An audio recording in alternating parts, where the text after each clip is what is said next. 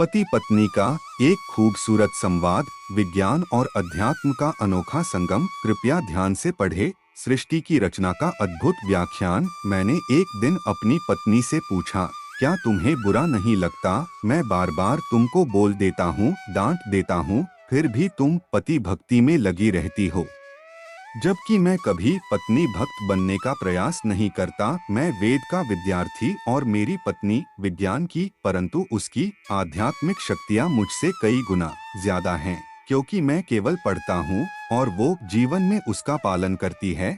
मेरे प्रश्न पर जरा वो हंसी और गिलास में पानी देते हुए बोली, ये बताइए, एक पुत्र यदि माता की भक्ति करता है तो उसे मातृ भक्त कहा जाता है, परंतु माता यदि पुत्र की कितनी भी सेवा करे उसे पुत्र भक्त तो नहीं कहा जा सकता ना। मैं सोच रहा था आज पुनः ये मुझे निरुत्तर करेगी। मैंने प्रश्न किया, ये बताओ, जब जीवन का प्रारंभ हुआ तो पुरुष और स्त्री समान थे, फिर पुरुष बड़ा कैसे हो गया जबकि स्त्री तो शक्ति का स्वरूप होती है। मुस्काते हुए उसने कहा, आपको थोड़ी विज्ञान भी पढ़नी चाहिए थी। दुनिया मात्र दो वस्तु से निर्मित है, ऊर्जा और पदार्थ। पुरुष ऊर्जा का प्रतीक है और स्त्री पदार्थ की। पदार्थ को यदि विकसित होना हो तो वह ऊर्जा का आधान करता है, ना कि ऊर्जा पदार्थ का।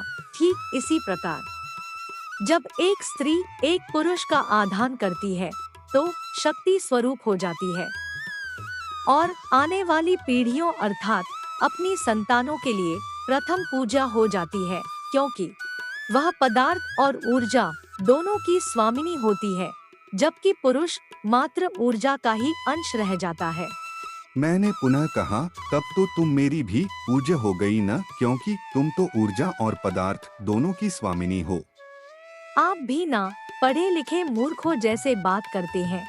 आपकी ऊर्जा का अंश मैंने ग्रहण किया और शक्तिशाली हो गई, तो क्या उस शक्ति का प्रयोग आप पर ही करूं? ये तो कृतज्ञता हो जाएगी।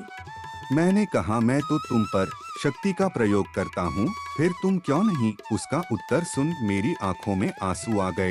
उसने कहा, जिसके संसर्ग मात्र से मुझ में जीवन उत्पन्न करने की क्षमता आ गई और ईश्वर से भी ऊंचा जो पद आपने मुझे प्रदान किया, जिसे माता कहते हैं, उसके साथ मैं विद्रोह नहीं कर सकती।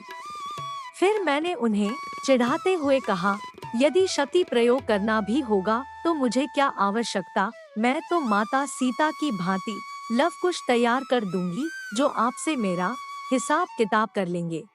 दोस्तों नमन है ऐसी सभी मातृ शक्तियों को जिन्होंने अपने प्रेम और मर्यादा में समस्त सृष्टि को बांध रखा है। दोस्तों, यह पोस्ट आपको कैसी लगी कमेंट में जरूर बताना और हमारे चैनल को सब्सक्राइब कर लेना, जिससे हमारा मनोबल बढ़ता रहे। धन्यवाद। जय श्री राम।